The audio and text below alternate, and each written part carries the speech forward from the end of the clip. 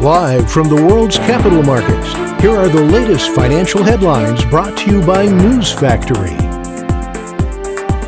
Hello and welcome to Friday's Daily Financial Report.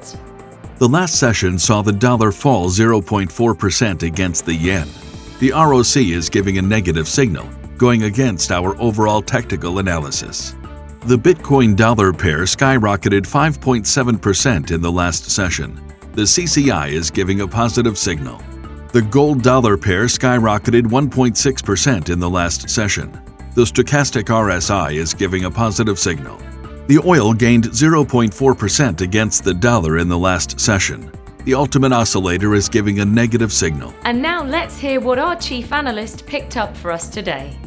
Wall Street oscillated as investors spent the last day of a quarter fraught with concerns over the Delta COVID variant and inflation fears, watching the ongoing efforts in Washington to avert a shutdown. Bitcoin surged by more than 7% overnight in Europe as the world's leading cryptocurrency tried to cap 3 weeks of declines. The dollar hit a fresh one-year high against a basket of peers on the growing view that the Federal Reserve will taper its monetary stimulus from November. Those were today's major economic events, and now moving on to world financial headlines.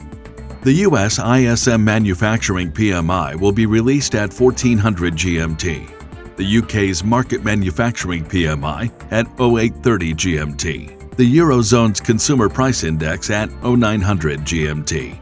The U.S. Market Manufacturing PMI will be released at 1345 GMT. Japan's Jibun Bank Manufacturing PMI at 030 GMT. Japan's Consumer Confidence Index at 0500 GMT. We hope that you've enjoyed Friday's Market Outlook.